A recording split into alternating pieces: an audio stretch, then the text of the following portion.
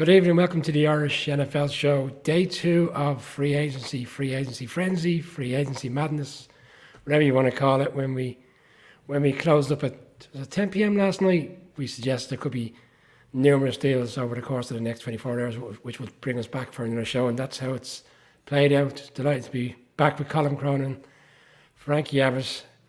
Busy 24 hours, guys, and we'll start in a minute. But obviously, I want to call it the fact that we have USA Sports on board as a sponsor of the show, and now they came on over the course of the last couple of weeks. So we're delighted to have them on board. There's some great prizes to give away this week. We have a hoodie, we have an NFL hat. Just follow our new YouTube channel, which we've been just called to action. We'll put that information out over their social media platforms over the course of the next few days, and of course there's some great discounts on offer if you're buying online or if you're going into the shop in the Ireland Centre in Dublin. Colin, Frankie, you're very welcome. How are you this evening? Doing well. It's been an exciting time. Excited to be back on here with you boys. It's moves are flying left and right. I'm sure more deals will get done as we're on the call here. So it's an exciting time. It's like Christmas morning. Who's gonna be in the presents underneath the tree. Well, you always know when it's Christmas morning for Brian and Frankie because the Giants gear comes out. If it's not the NY top, there'll be a Saquon jersey in the background. A big win, a big signing. I think one of us is particularly happy this evening. Yeah, well, I wasn't going to start with the Giants, in fairness, Colin. I was actually going to start with the Raiders, strangely enough. And we started with the Raiders last night in terms of we discussed the fact that Jimmy G had signed there. And then early today, they secured Jacoby Myers, who people were suggesting was the number one wide receiver available in free agency. And we've had the articles around people feel it's a poor wide receiver talent. And Steve O'Rourke, who's a good friend of the show, Colin, put out a message today saying, "Why?" Something along the lines of, "Why am I being punished? What have I done to deserve all this?" Because obviously he wasn't very happy with the Jimmy G contract yesterday, and he didn't seem too pleased with the signing of Jacoby Myers. We'll get into the trade that's happened later on this evening in a couple of minutes because obviously it does involve my team. But I'm just myself and Frankie spoke briefly before we went went live. Just interesting to hear thoughts. I'll start with you, Frankie. Like Jacoby Myers, it's a strange one, and bearing in mind the kind of money that's been put on the table, I'm not sure whether it's are the Raiders going in a completely different path that none of us are seeing, none of us are expecting. Yeah, I mean, Josh McDaniels just seems to be doing it again. He's completely tearing it down and kind of restarting from where he wants to start. And I guess that's just the way he's going to go about it. Jacoby Myers is fine. I think I don't want to say, worth the contract. It seems like any receiver nowadays that hits the open market is going to end up getting a deal that's north of like $10, $11 million, kind of no matter their quality. But Jacoby Myers has been productive for his last couple of years in New England. So I think it's a fine pairing to put out there. But I mean, yeah, it's just kind of, it's very interesting to see where it's just like, I don't know necessarily what their plan is going forward. It seems like a decent little landscape for a young quarterback to come into and have at least a somewhat okay environment around him. But the stories that you hear coming out about like how Josh McDaniels handles players' relationships, I mean, it's not just with the Raiders. Obviously, this has been a issue now for almost going on a decade. So it's kind of just like, man, how deep are the Raiders willing to dig themselves in this Josh McDaniels hole necessarily if it kind of continues on this path of he's not really upsetting anybody. I don't think this team is really getting much better per se. I think you could argue they've even gotten a little bit worse. So, yeah.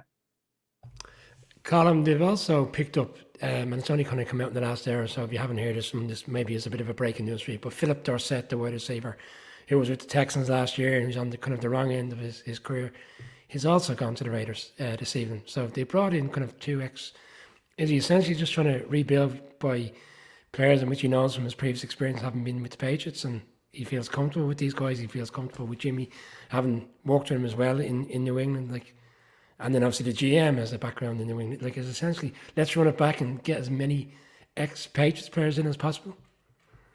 Well, we, as Broncos fans, we tried to warn the Raiders. We saw it all play out. This is like a much better version of Josh McDaniels than what happened at the Broncos, where he just basically set fire to Mile High and poured a whole load of petrol on top of it.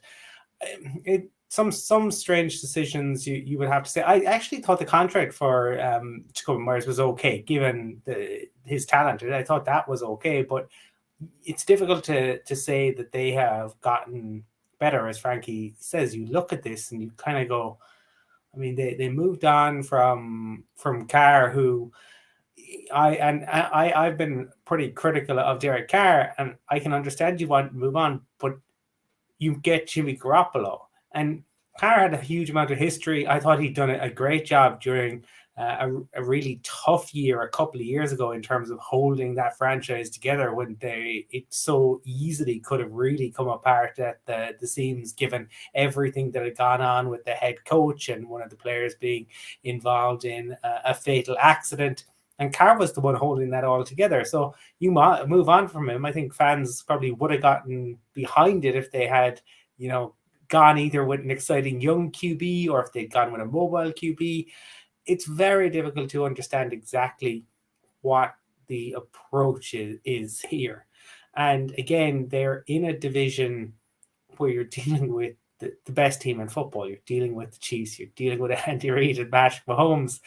And it just feels like they're kind of treading water, if not, going backwards a little bit. So, yeah, I mean, as much as they are divisional rivals for the Raiders fans who are, vociferous and have suffered over the last few years with the team decamping to Las Vegas, it's been a tough few years for them. And it's difficult to see this ending in anything other than Josh McDaniels when the contract is done.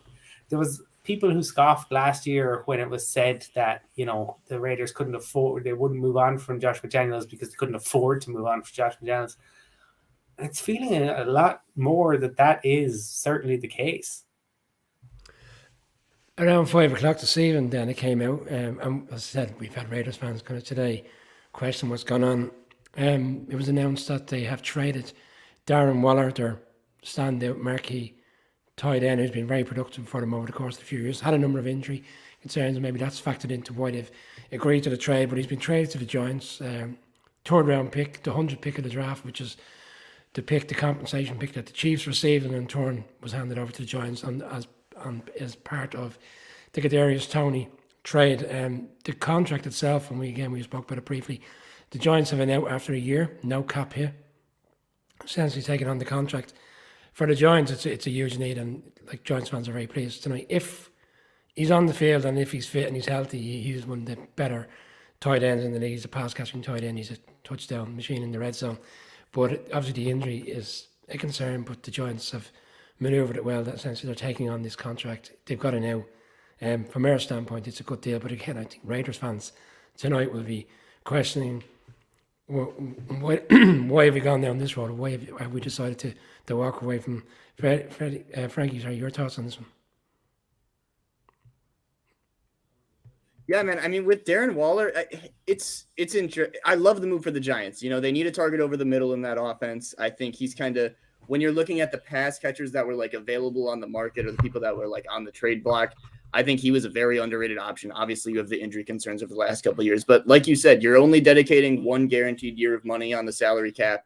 It's basically a pretty safe dice roll, I'd say, to, see, is this guy going to be able to be a long-term contributor for us? Is he maybe a 1 year and done type of guy and we can just move on, pretend it never happened? All it cost us was a third round pick. I don't think it's a horrible move, but I mean, just kind of touching back on the Raiders for a point, for a second, it's so interesting because it's like, it seems like what they're doing is they're recognizing that the current like makeup of their roster wasn't ever really going to be enough to compete with the Chiefs and Mahomes, which I think is a fine like thing. I don't think it's a horrible decision for them to like take a step back to try to eventually take a bigger step forward. That's fine.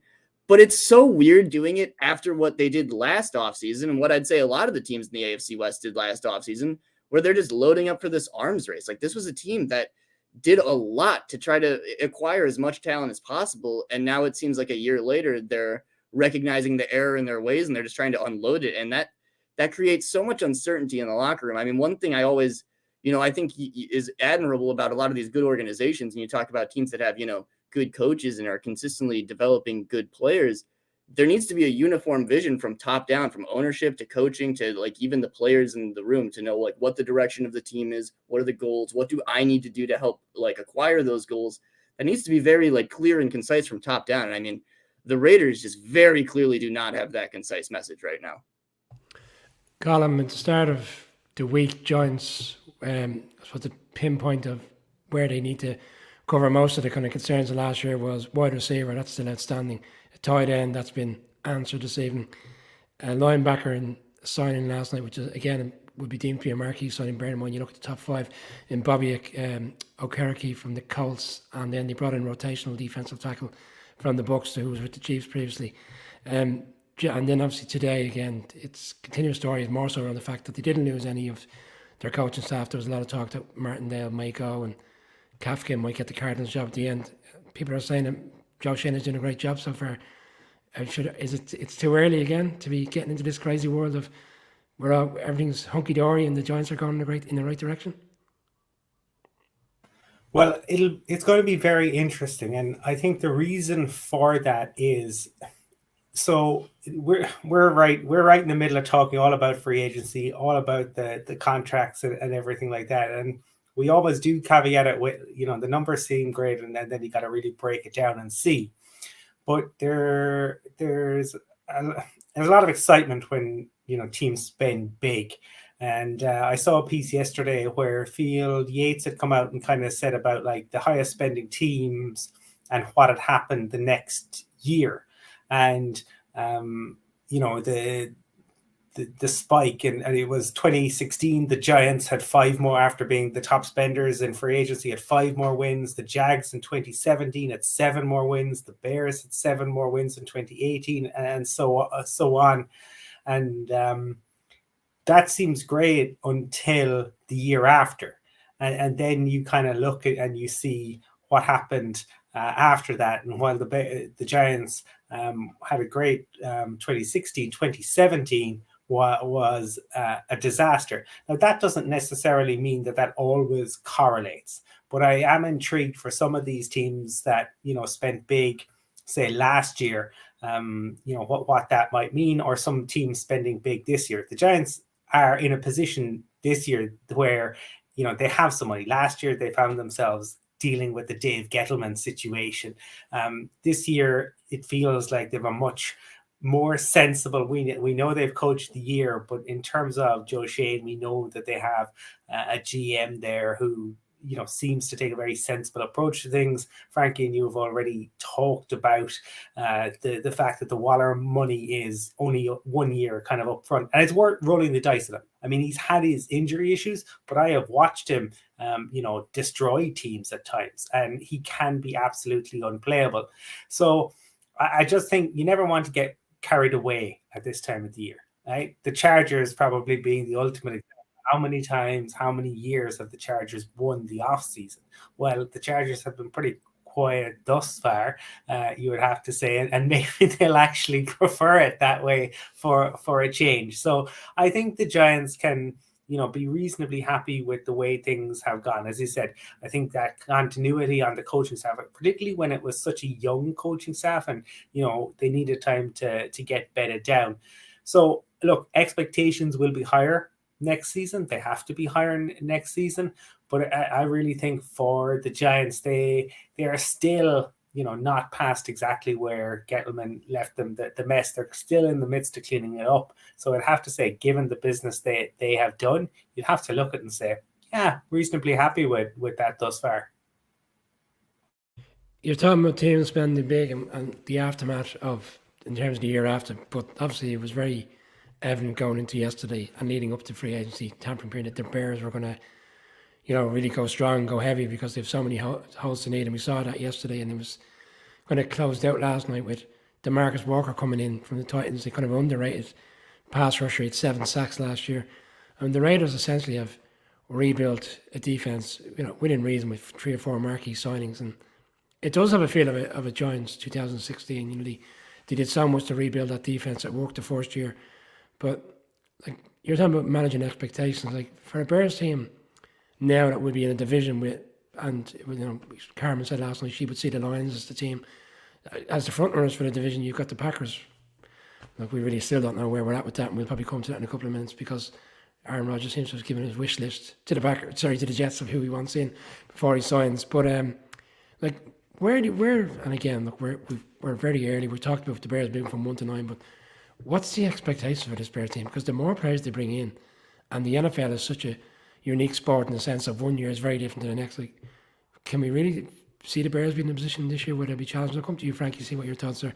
Like, what do you think of this craziness spend for the Bears? Is it going to hit them in the long run? Is Ryan Pauls, everybody seems to think that Ryan Pauls is doing a fantastic job, but where are you? Are you sold on all of these moves? It all comes down to Justin Fields at the end of the day. I think that they have done enough to somewhat start surrounding him. I like the Nate Davis move, even though, like I said yesterday, we're not necessarily sure where they're going to end up where he's going to end up playing. I love the DJ Moore move. They've made a lot of acquisitions that I do enjoy. I do think that they maybe overpaid a little bit for DeMarcus Walker, but like they've made decent acquisitions. But the big thing this year is going to be, do we see that continued leap from Justin Fields? I think we saw it last year, but as like the injuries piled up a little bit, he didn't get necessarily shine so much. People like to kind of knock him more on as a passer, I think, than he does, but he obviously needs to clean up a lot of the turnovers. But it's all about Justin Fields. And I think, honestly, if he makes that leap, like, Bears fans should expect them to be a team that's like, I don't want to say like contending for a Super Bowl or anything, but completely in a wild card position, looking to try to scrape out maybe double-digit wins, maybe a 9-win season. They can completely be in that window. I mean, now that they actually have like a decent little receiver tandem, especially if they could add another body in the draft or something to work with their quarterback, their offensive line seems to be improving. They seem to be building around the trenches, and they've got flexibility. Like, this team is not done, I think, adding pieces, whether that be through the draft or free agency, obviously not through the draft yet. But, this is a team that I think does have a bright future, and I do think that they're on like the right pathway. And I mean, again, when you talk about, do they have that much potential? It all rides on that quarterback. But I think, again, last year, they did not put him in a great situation to show the flashes that you want to see out of second-year QB, and I think he still showed those flashes. Now they've actually given him, I think, a weapon comparable to what we saw Stephon Diggs do for Josh Allen's career and DJ Moore. Maybe not quite that level of receiver, but a guy who you can consistently rely on to get 1,000 yards, a true separator, a true one. So I'm pretty bearish on the Bears.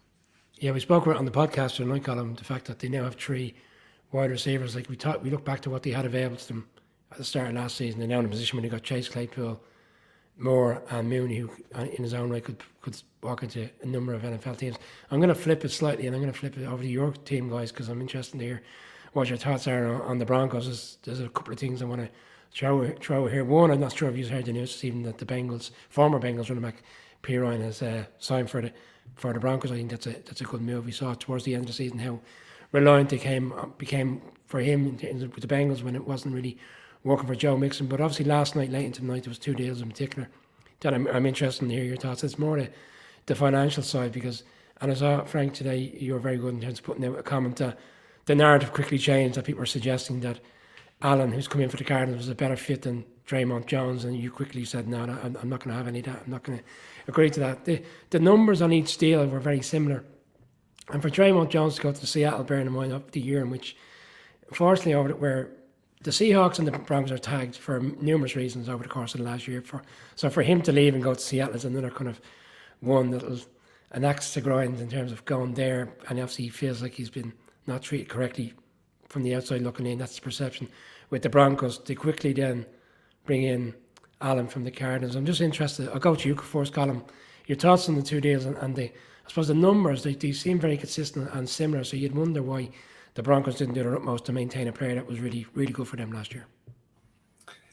I think the reason is simply I don't know if Draymond wanted to be there. I think it comes down to that. I think sometimes the headlines are what we kind of focus on, right? We focus only on the money.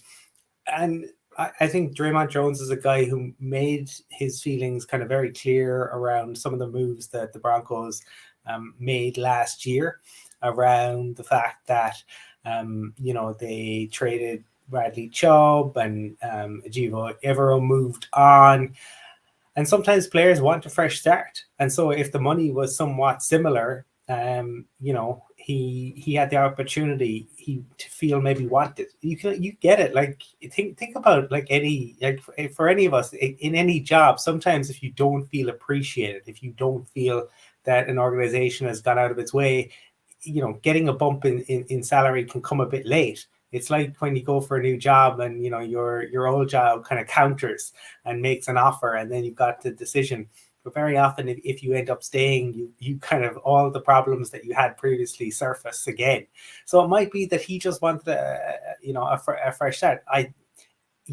Given the Broncos' recent history with Seattle, it sucks that he going to Seattle. But I'm sure for him, maybe if he did want it, that's got to be a kind of a nice boost as well. They're also a team who, had an amazing draft.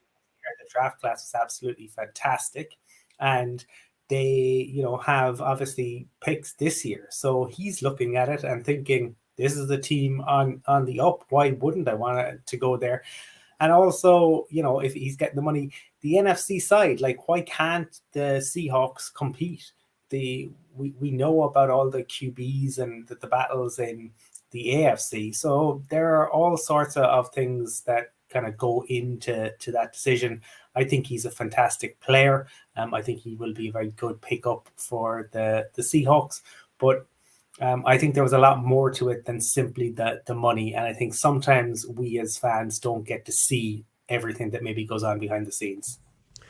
Frankie, the Zach Allen signing from the Cardinals, I touched on there that you kind of got into a bit of a back and forth on social today around your thoughts on him. But he is a good player. But we are surprised because people didn't expect the Broncos to be so aggressive. I thought it'd be more methodical in terms of what kind of players they were going after. But they've been quite aggressive over the course of 36 hours. Were you surprised by this one? Yeah, no, the aggression has been real. It's a bit of a shock. I guess, you knew the Walmart money was going to have a big effect. You get rich owners, you're going to end up spending a lot. But wow, this is a team that I believe right now they've spent like $100 million more on day one than any other team did. I think it was something around that, or I don't know. They've spent an absurd amount of money. As for Zach Allen's a good player. I have no issues with Zach Allen. He's a little less consistent, I'd say, than Draymond. He has not had the same levels of production over the last couple of years, has also had some injury. Like his rookie year, he ended up missing some time with a neck injury. I believe he's had a foot injury as well. He's had to miss some time over his career, not that Draymond hasn't. But yeah, man, they're both fine players. Zach Allen's gotten to develop under Vance Joseph for a couple of years now, so it does make sense to see him kind of favor his own guy. And I completely agree with what Colin said. I think behind the scenes, Draymond Jones wasn't necessarily happy with what was happening in Denver, as I think a lot of the defensive players haven't been for the past couple of years. This is a team that has said we are willing to dismantle or kind of not value our defenders as much in favor of building this offense or trying to fix this offense, which is a fine position to take, but you're going to upset your defensive players doing that. So, I do think that there was some part of it that Draymond definitely, or maybe didn't want to stay here too much. There was also, so Draymond's deal is a bit more front loaded. I believe next year he gets like a $23.5 million cap hit, where Zach Allen's is only like 7.8. So maybe that was part of it, that Draymond wanted to get more money right away. But I don't think that's the case. I think Draymond probably wanted a fresh start. I think this offered Denver an opportunity to get a bit of a younger, cheaper player that's already played under Vance Joseph's defense for the past couple of years. And again, a talented guy. It has really nothing to do with his talent. It's just that when it comes to pure production on the field, up until this point into their career, Draymond Jones has just been more productive. It's just kind of that simple. Draymond Jones is more productive as a pass rusher. He collapses pockets better. That's just kind of the way it goes. So, yeah.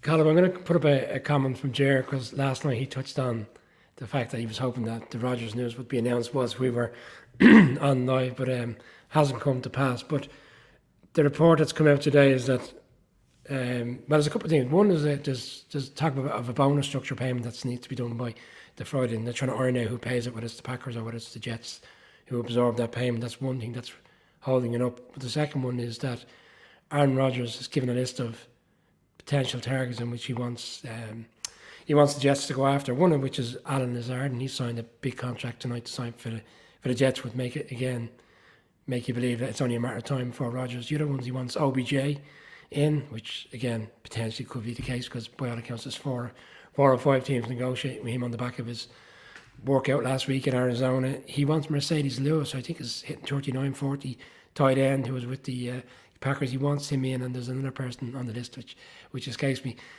Like, this does have the feel of Brady type-esque when he went to Tampa. They got Brown in despite his off the field antics, and there was a couple of other players that they brought in that suited the scheme which they were going to play. But Like, is this wish list? Is it? Do you believe it? Is it realistic to think that he can have all these players? Because if you look at the Jets, which they already have, and people feel that the reason why they're not in the playoffs, in the season which we just had, is the fact that the quarterback situation let them down. But they've got a strong defense. They've had the rookie offensive player of the year. They've had the rookie defensive player of the year. I can't recall the last time the same team had it. Like, is this just bananas now that essentially he's calling the shots? Like, we joked on our social today, is he the new GM as well? Is Joe Douglas moving aside? But it just had that feel about it that essentially what he wants, he gets.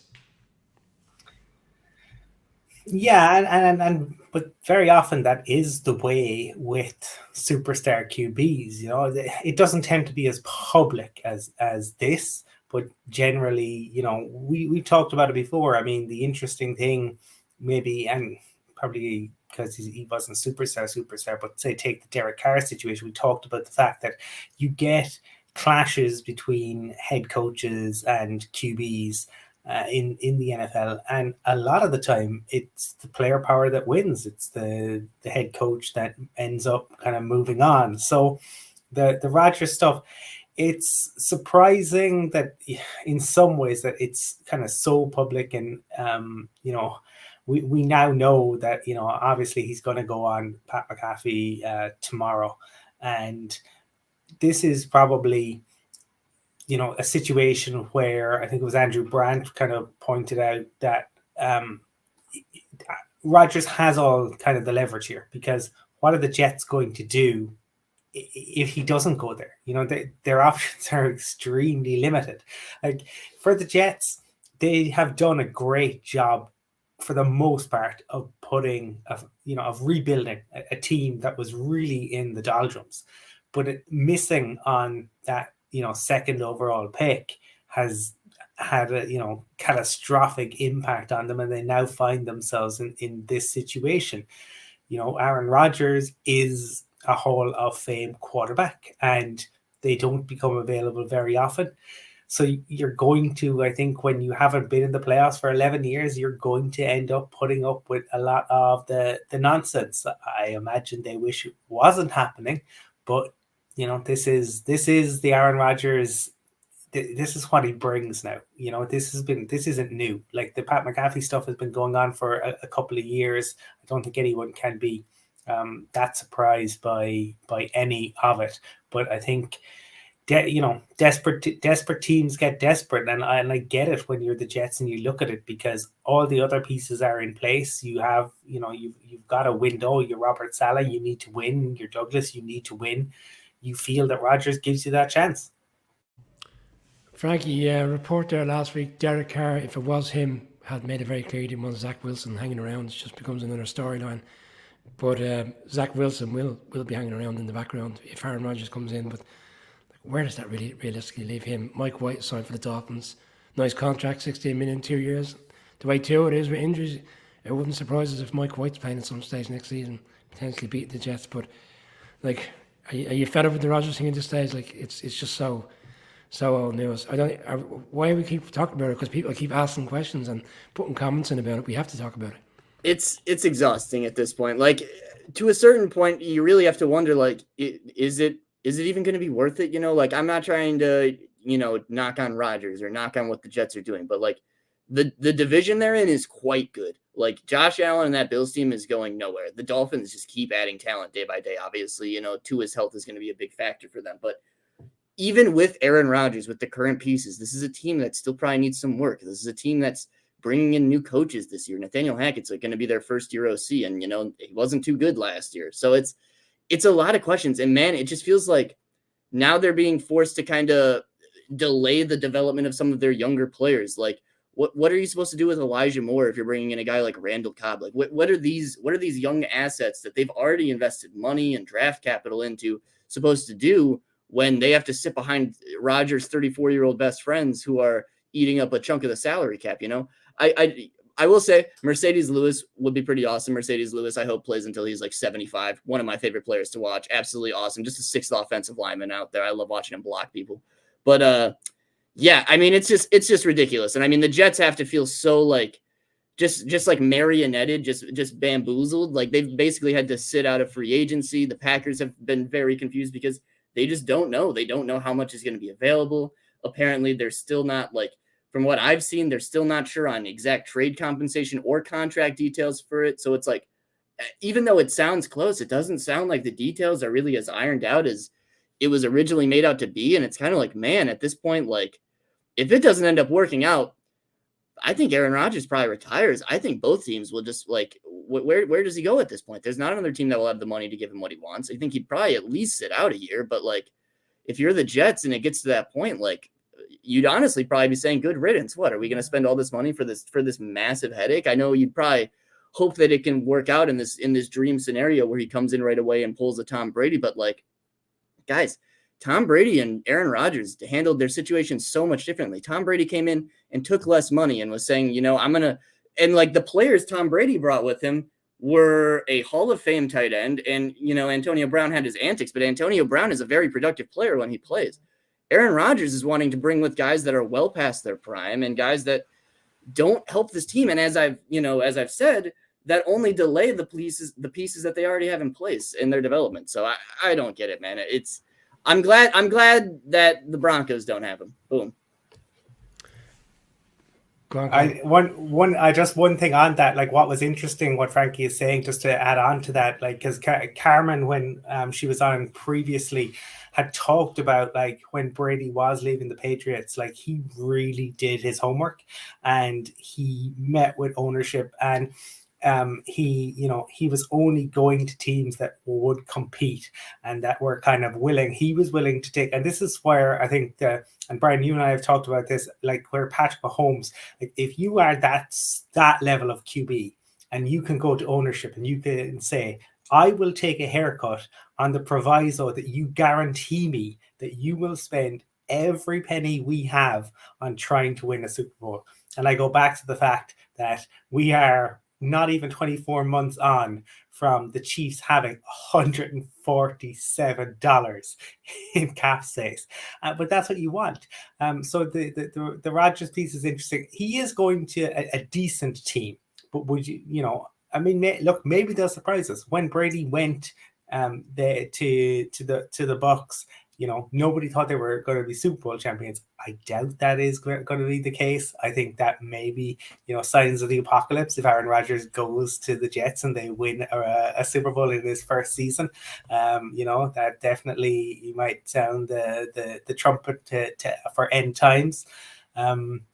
But yeah, I think Frankie is right. It has been handled very differently from, say, the Peyton Manning and Tom Brady. But I suppose they were free agents as opposed to this is a trade, albeit by the sounds of things, the Packers no longer want their, former franchise QB. I haven't checked the odds, and I'll just throw it out now.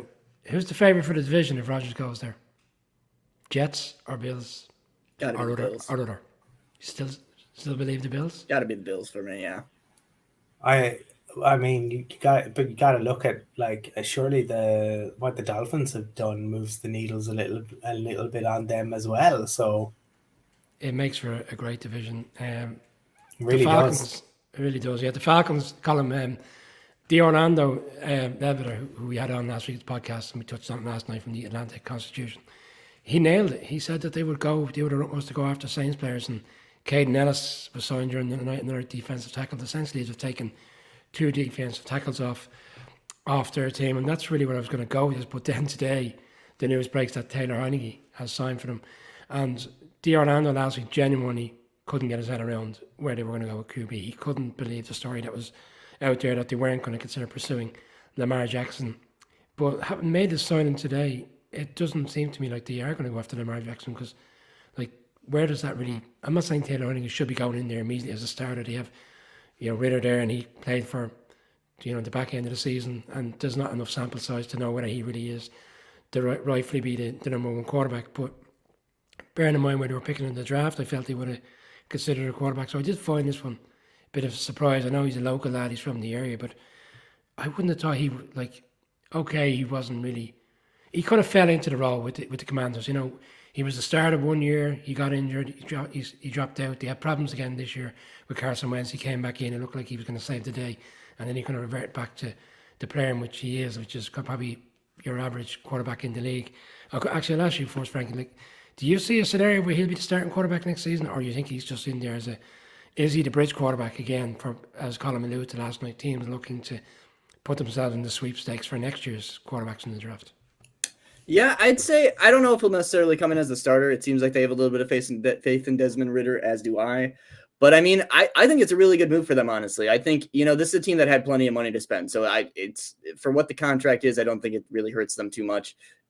Teams upgrading their quarterback room, I think, is kind of an underrated thing, even if it's not your starting quarterback. Having a solid, competent room is really important, especially if you're a team like the Falcons that don't have an established starter.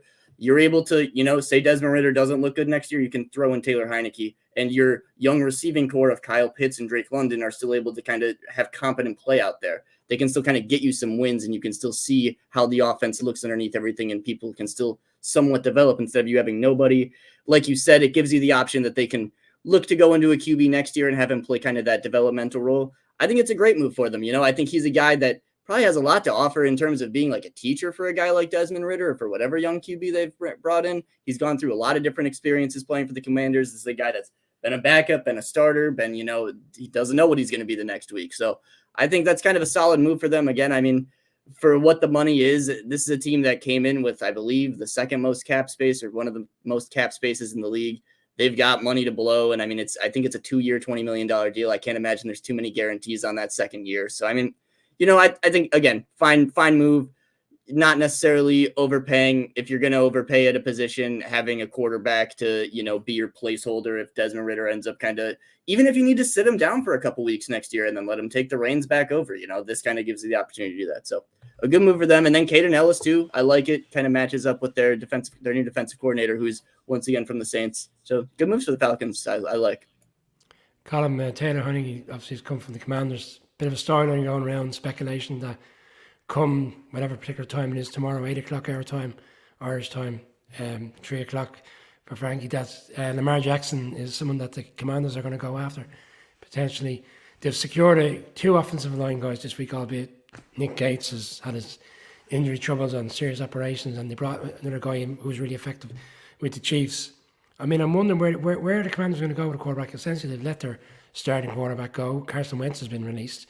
They're too high in the board in terms of the draft to secure the quarterback of the top 4. Is it the Lamar show? Is this the parting gift from the owner on his way out at some stage? Well, given the de facto contempt which Dan Schneider has treated that once storied franchise with, I'd be utterly amazed if he was to sign Lamar. Anything in the NFL is possible, and one never ever knows. And I mean, look, at anything in sport is possible. Brian, what comes to mind when we're talking about this is, remember Alan Sugar once upon a time throwing Jurgen Klinsmann's jersey in the bin, only to need to sign Jurgen the German to get them out of relegation trouble just a little while later. So I find it very difficult to believe that he would go there. I would have thought that the Commanders were probably front and center in the teams that might be in the Caleb Williams sweepstakes under a new owner. I can't like Lamar's looking for huge money, understandably. I've talked about the fact that I'm a massive Lamar Jackson fan. You're going to have to put that money in escrow immediately. Like, where Dan Schneider's not going to want to do that unless there's stuff going on behind the scenes and he's been told, if you can secure Lamar, it'll add X amount to the asking price and it makes it worth their while. But my goodness, if that was to happen tomorrow, right, it would be utterly hilarious if it happened 5 minutes before Aaron Rodgers announced, or 5 minutes after Aaron Rodgers announced, because it would absolutely, blow that out of the water if that were to happen. Well, Aaron Rodgers will be on Pat McAfee at 1 p.m. Eastern time, 5 p.m. local time here, 12 o'clock for you, Frankie. So, look, it looks like it's all about him in terms, it's all on his terms, essentially. I'd imagine he will announce the deal tomorrow. Matt Ryan has just been released in the past hour from the Colts. Probably doesn't come as any surprise. Maybe he'll be the Commanders' quarterback next season. But Brian, no, the big news about the Matt Ryan thing. I don't know if you saw Go on, this. sorry, go for it. Matt Ryan's agent, talk about your agent doing you a solid, negotiated a deal last year that there was an extra year added, a guaranteed $12 million, which wasn't on his contract previously. So the Colts have to pony up $12 million to Matt Ryan. So this is, wow. So kudos to Matt Ryan and his agent. And so, that just came out within the last kind of 5 minutes. And I see it has led to Andrew Brand saying he is first ballot Hall of Fame, the business Hall of Fame. But 12 million for sitting at home, enjoying yourself. We shouldn't have too much, Colin, because Frank, at the end of the season, we reflected on our, player of the season pick, or our offensive player of the season, rookie player, the comeback of the year. We all picked the Colts of the division. We all felt that Matt Ryan was the perfect quarterback to go in there and resolve the Carson Wentz situation. So, look, it's amazing what happens 7 or 8 months later. It was never a good pick, but there was bigger issues there. Stephen Gilmore from the Colts has gone to the Cowboys to save him for a 5th round compensation pick. So interesting one. I think the Cowboys fans are in free fall last night. There's quite a number of them over here, Frankie, and last night they weren't happy with the lack of action by the Cowboys. And obviously Dalton Schultz is still out there and it doesn't look like he's going to be returning, and he's been a really productive tight end for them. Colin, Dalvin Tomlinson went to the Browns last night, big contract. And again, when I was speaking to the Orlando, he really felt that'd be something that the Falcons would have went after. He was really strong with the Giants and they just couldn't figure out a way of paying him and Leonard Williams at the time. And he was really good for the Vikings, so it's a huge loss. And the Browns yesterday did some work in terms of the Deshaun Watson contract. It's amazing he gets his contract, and within 12 months they're restructuring to make $30 million available, and they put large parts into that Dalvin Tomlinson deal. I mean, to me, I thought the Browns' defense was quite good last year in a lot of games. It wasn't really them that was causing the problems, but bumper contract for Dalvin Tomlinson. Yeah, it seems like a great.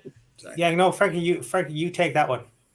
Yeah, no, it seems like a great deal for them. I mean, they needed a presence in the middle. It sounded like they had a lot of interest in Draymond Jones and didn't end up being able to get him. But this is such a solidified, good, stout run defender for them to put in the middle of Myles Garrett and whoever they put on the opposite side. So I think it's a really nice move for them. The deal doesn't seem too bad. Like you've said, he's been a productive player wherever he's been, so I expect him to be pretty good. I'm excited to see what he can do, and they're changing over like defensive coordinators, so it should be exciting to see how the new DC is able to utilize him.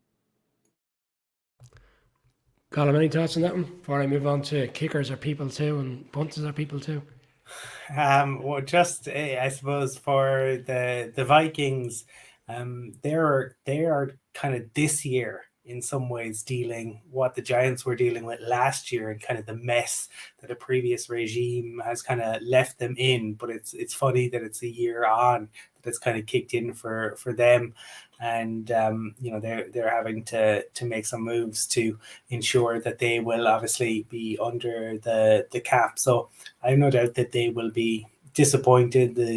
But that's just the nature of this. You cannot keep everybody, so they will obviously have moves to make to kind of replace the players who have departed for them. But the issue for the Vikings really is this offseason is sorting out that defense, because that was just such an issue for them last year. Yeah, it's kind of unique because whilst all these teams are agreeing deals, every team has to be under the cap by tomorrow evening our time before the new NFL business league starts, and then they have to reconfirm the cap in the summer with all these new deals. So I'd imagine a lot of players still being cut tomorrow and recontracts coming. Matt Gay, kicker, he was with the Rams, he won a Super Bowl, and arguably he's one of the most consistent kickers in the league, but he's kind of one of these that floats under the radar. But I don't think he'll probably be floating today, bearing in mind the contract which has been offered to him. He's moving from the Rams to the Colts, 22.5 million over 2 or 3 years, a sizable contract for a kicker. But I did ask myself, the Rams aren't in a great situation. Okay, in fairness, they've got a lot of work to do, and it looks like they are trying to trade away a lot of their assets. Jalen Ramsey's gone. Allen Robinson is freely available. There's even a story on Cooper Cup. But it's amazing what players will do for money, because he's going into the Colts, which is not the best situations. I'm sure things will quickly change there. But for that level of money to be paid out to a kicker, Frankie, were you surprised by that one? Man, I don't know, man. I think if you're the Colts, like that's a very luxury type of move, that like this team is like looking like it's about to kind of be one of the teams trying to figure themselves out. I don't know. I don't really see how this move really moves the needle for them. And again, when you're talking about how much money they're spending, like it's not the end of the world. And I mean, obviously kickers are people too. And I mean, they're valuable to NFL teams, but it's just like you'd kind of rather see them invested into something that might be a bit more fruitful for them, something that might help out the young quarterback that they eventually go to. I mean, like, I don't know. That's definitely the way I would rather go for it. I can't imagine I'd be too excited if I was a Colts fan, because it's just like, again, what are we even going to get into field goal range? You know, who's throwing the ball? So I think that would probably be my biggest concern. Colin Emmanuel Mosley, formerly with the 49ers, really strong player, cornerback last year, gone to the Lions. The Lions have done some really nice business over the past 24 hours, so you can understand why Cameron thinks to potentially be favourites. And then another player within the division, Kendrick, the linebacker that was released by the Vikings, picked up by the Chargers. And you touched on a quiet period. And last night's show, we suggested that probably the Chargers didn't see a scenario during this offseason where they would be trading Austin Eckler. But today, and it kind of to what we were saying last night, they probably looked at the situation now, having had the request, and they've agreed to it, and they've allowed his agent now to go explore potential opportunities. And there's already talk of the Bengals probably considering him, and the Jets. Are you surprised that they're not willing to do more to keep him? I know we touched on it last night briefly, but like to within 24 hours give the agent the openness to go and pursue the trade, I find it a little bit surprising. He's been such a good asset, for Herbert in particular. Yeah, but I think with the issue is that like you can get like running backs, like think about like say for the Broncos last year, and the fact that that they ended up with a guy who ended up being their top running back on the year, who started off on a practice squad, Latavius Murray, and we've seen that kind of time and again. I think there is just a plethora of solid running backs out there, and yeah, is Eckler, does he offer you a little bit more? Sure, but isn't enough to really invest in him. Can you really trust him? Does he really move the needle that much? And we talked about it, I think previously, like there were 3 running backs that went over 1,500 yards last year, and none of those teams made the playoffs. Look at the fact that like the 2 teams who made it to the Super Bowl, for the Eagles, that was running back by committee, and realistically that was all their O-line, I could nearly have gone back there and done something. But and then for the Chiefs, the Chiefs, well, their running backs seemed to just come alive, turned into December, and their running backs kind of came alive, but it wasn't like you looked at their running backs and went, yeah, this is the real kind of difference maker. So I think when you consider, and we talked a little bit about, the Chargers have, if they want to be, take that next step, I mean, they will be disappointed with how the season ended, given, the way it ended, obviously. So I think they will have to look at it and say, we've got the Herbert contract coming up. That is going to have to happen. They're going to have to pay him big money. So they're going to have to look at it. And I think maybe that's why, and they figure, there'll be somebody in the draft. And, they remember also they've changed offensive coordinator.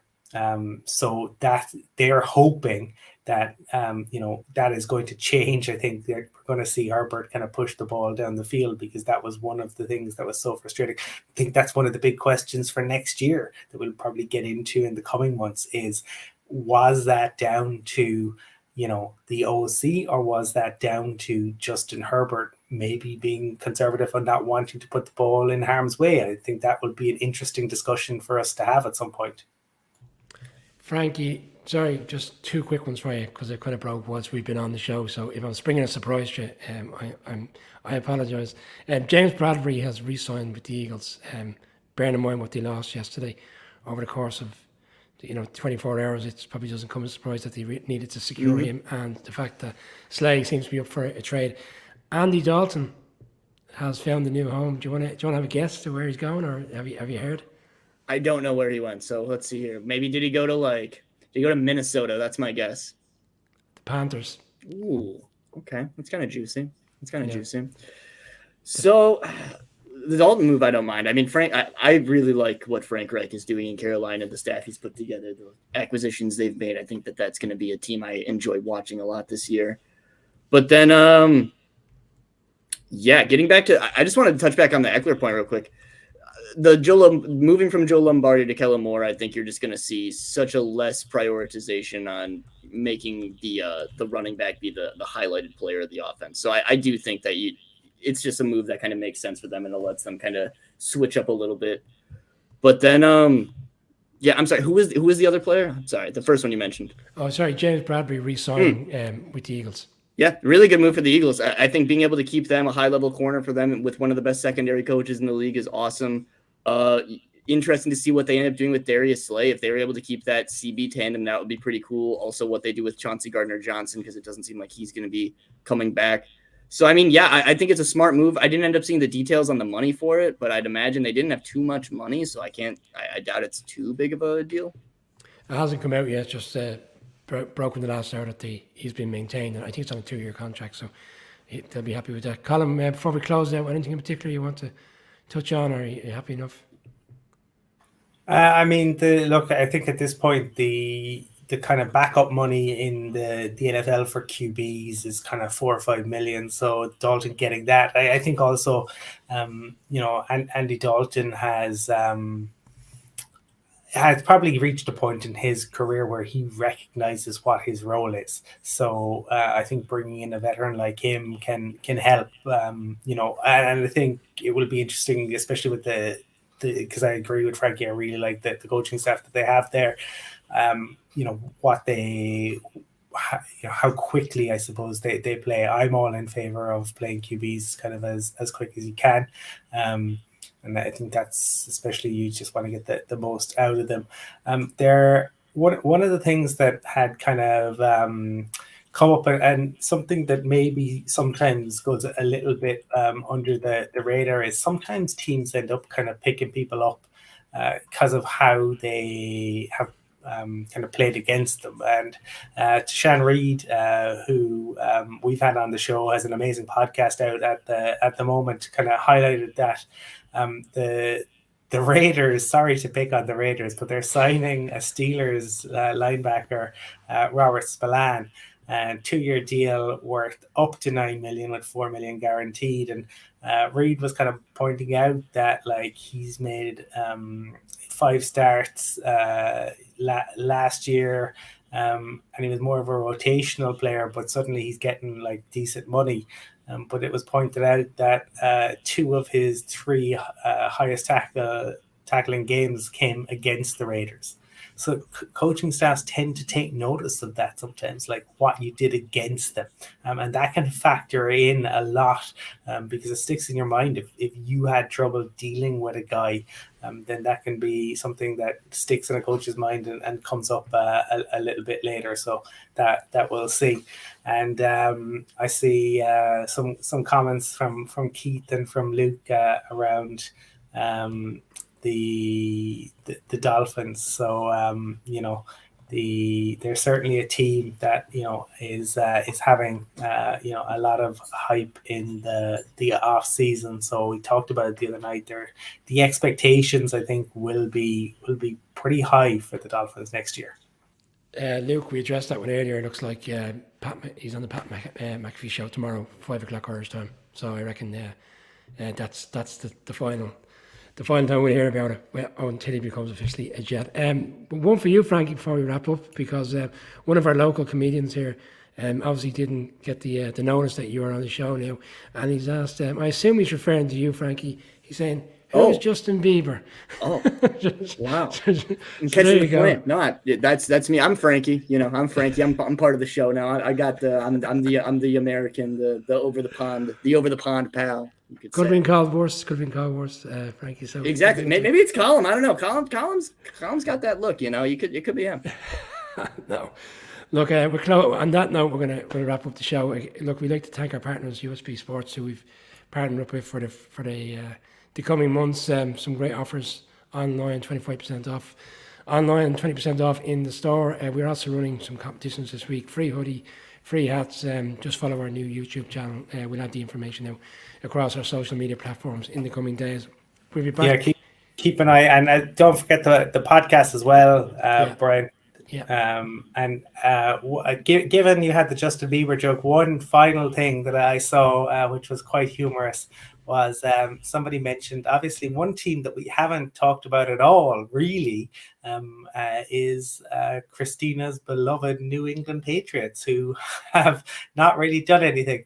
And I saw mention saying that maybe the Patriots' free agency money was tied up in SVB. I saw someone today discuss the fact that they've got 100 million in cap space next year, and they're already thinking ahead. I think they signed an offensive tackle Anderson from the Broncos today, but bear in mind, I never heard you really speak much about him in a good way. I think I know what your thoughts are on him potentially. Decent guy, kind of a swing tackle, can come in and do a job. Not probably not a starter realistically. So when you say decent guy, the kind of guy you go for a beer with, as opposed to signing him in the NFL. And like a good guy to have around, like as a backup. I mean, you can't have like people. There has to be good camaraderie. There has to be people who are willing to kind of know that they're not going to be starters, but will stay ready and come in to do a job. But it's probably like a testament to maybe where they're at currently. And cheers to Keith. Yeah, and glad you're enjoying the content, and we will have lots more to come throughout the rest of the off season. Maybe the Patriots are saving that money for a Lamar Jackson. Maybe they're secretly in on it. Bill's just plotting over there. He's about to try to make a move. That would be amazing. Is that why they signed Cam Newton that time, was just to test? They were just testing exactly. They're just giving it a look. Exactly right. On that note, we wrap up. And still no word of where OBJ is going. The wait continues. The refreshing of Twitter continues daily until we find out where he's gone. Plenty of podcasts out throughout the course of the week. Potentially could be live later in the week or early next week. We'll obviously update people in due course. But for now, thanks guys, and we'll talk later in the week. Good night, guys.